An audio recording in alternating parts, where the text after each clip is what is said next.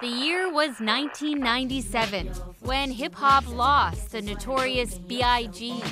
Biggie, biggie, biggie, can't you see? And the world, the People's Princess. Leo was sailing off into the sunset on Titanic. I'm the king of the world!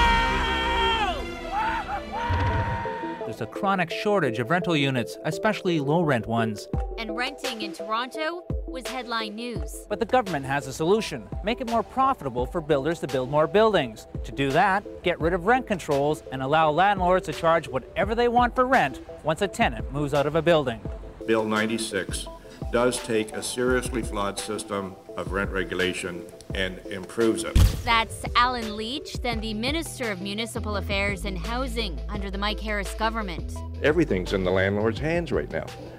Everything. So if you've got to bring in legislation that levels the playing field, the best thing that can happen for tenants is to have thousands and thousands of more units built. There's thousands of units being undertaken at the present time, and I'm aware of several thousand more units coming on the scene, and I'm talking about rental units here. That just isn't so. We know that right now there are 114 rental units under construction in the City of Toronto. If anything, things are worse. 20,000 units are needed immediately across the province.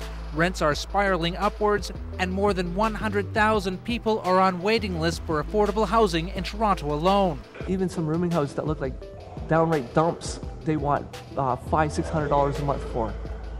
So what it is that you get your welfare check, you pay the rent, you're broke. Ridsdale is caught in Toronto's apartment squeeze.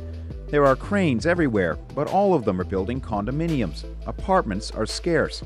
So that was then. What about now? The current Ministry of Housing sent us a statement by email saying the post-1991 rent exemption exists as an incentive for private landlords to create new rentals, and that includes small investors turning condos into rental properties. The minister, Chris Ballard, goes on to say most rental units in Toronto are protected by rent increase guidelines, but he goes on to say the province needs to do more.